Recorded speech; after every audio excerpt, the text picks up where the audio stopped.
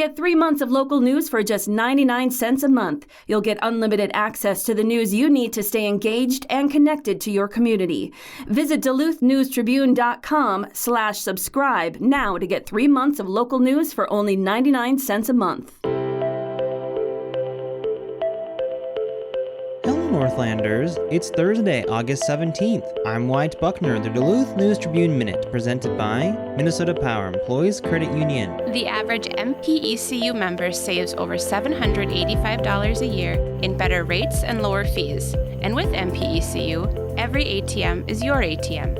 With their free checking program, you get ATM fee reimbursements at any ATM anywhere in the U.S. Check out Minnesota Power Employees Credit Union's services online at mpecu.com or visit their offices in downtown Duluth, Arrowhead Road, or Miller Trunk Highway. Now here's a look at today's headlines.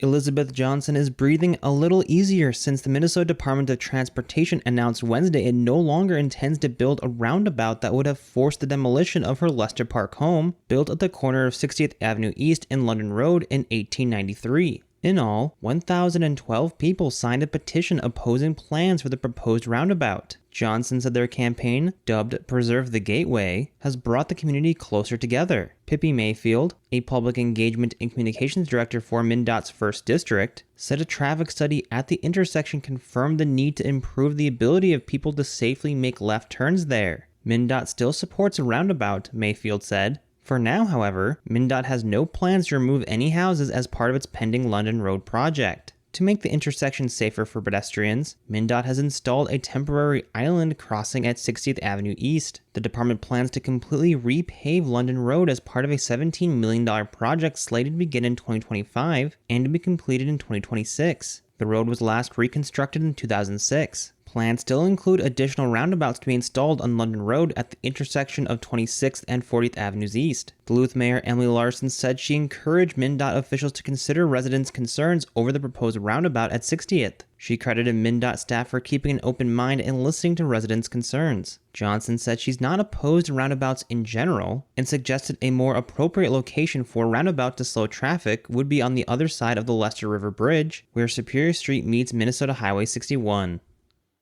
The Rex Bar has closed after nearly 15 years of operation in the Fitkers Mall complex. Sunday was the bar's last night of operations. Owner Mike Lemon and staff were in the process of moving out Tuesday. Despite what Lemon described as the, quote, little easier, business-friendly, end quote, climate in Superior, where he owns Average Joe's Pub, he said he has warm feelings toward Duluth. He also praised Fitkers management. The Rex Bar opened August 29, 2008, said Lemon. His hunch is that mall management will opt for a more upscale establishment to fill the space. With a capacity of 500, the Rex was Duluth's largest bar-style venue for live music. Musician Adam Herman said the venue was usually packed on Friday night, when acts on stage included Big Wave Dave and the Ripples, Alamode, and Dirty Horse. The Rex was a longtime Duluth homegrown music festival venue and a go-to for many people who worked in the service industry. Duluth gets a very brief shout-out in the 3rd episode of the 3rd season of Hulu's mystery comedy series Only Murders in the Building. This season focuses on theater and Broadway as Oliver Putnam, played by Martin Short, tries to make his show Death Rattle work on Broadway. The show is plagued by problems, biggest of all revolving around the show's star. Spoilers ahead for those not caught up on the season. In the 3rd episode, Grab Your Hankies, Putnam decides to turn his show into a musical and is informed by his investor, Donna, played by Linda Edmond, that his show needs a showstopper. Donna said, quote, that's how musicals make money, a song so irresistible it's like a syringe that shoots from Broadway straight into the neck of Debbie from Duluth, who becomes an addict from the first second she hears it during girls' night out at the Calorie Pit, end quote. Donna continues to describe the lengths to which Debbie from Duluth will go in order to see that song from that show, including taking a middle seat on a red-eye flight and sitting in a faraway seat in a theater for a steep ticket price. The exchange happens early in the episode,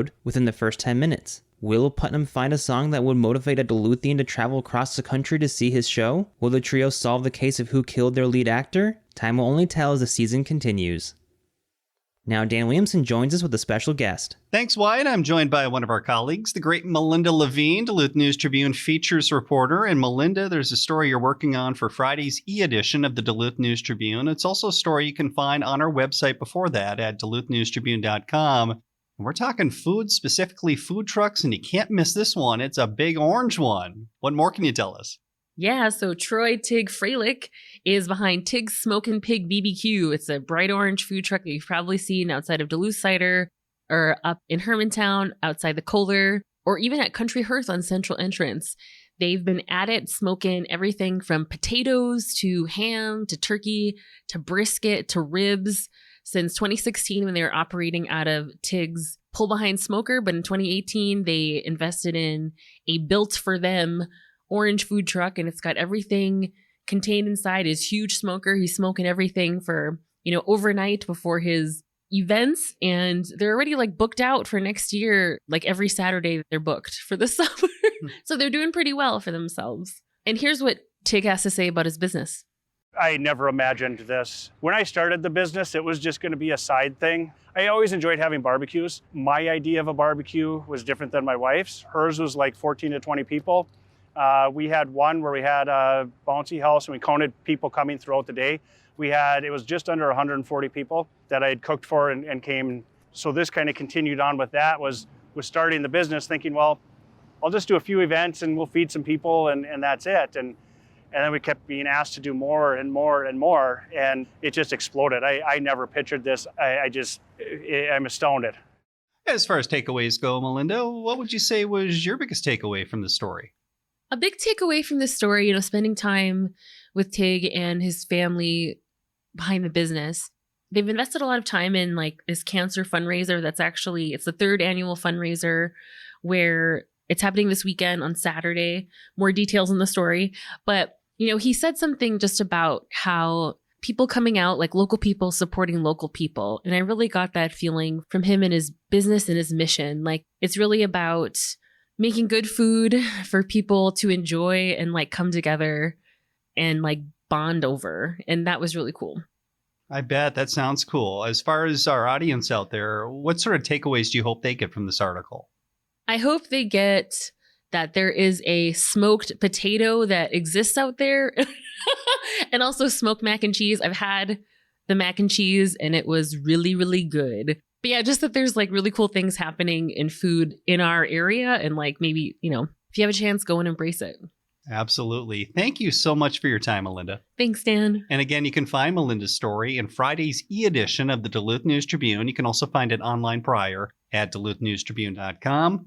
Wyatt, we'll send it back to you. Thanks, Dan. Now here's a look at your forecast, brought to you by Superior Telegram's history podcast, Archive Dive. Happy Thursday, Duluth. Slightly cooler behind last night's cold front, down to 74 degrees. The high temperature and a northwesterly wind, 10 to 20 miles an hour, is going to pull down some smoke from the wildfires up in Canada. So do expect hazy skies today. Slight chance of an isolated rain shower.